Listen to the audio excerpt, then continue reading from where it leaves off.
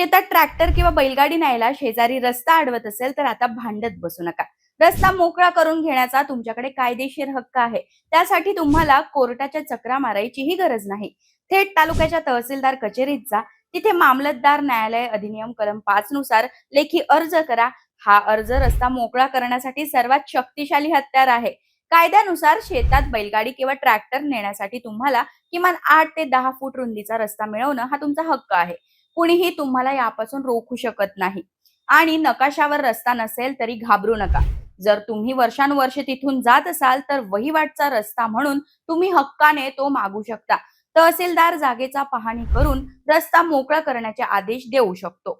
एकदा का तहसीलदारांनी आदेश दिला आणि समोरच्याने तो पाळला नाही तर त्यांच्यावर थेट फौजदारी कारवाई सुद्धा होऊ शकते. हा व्हिडिओ तुमच्या जवळच्या प्रत्येक शेतकरी बांधवाला आत्ताच शेअर करा आणि अशाच कामाच्या माहितीसाठी फॉलो करायला विसरू नका.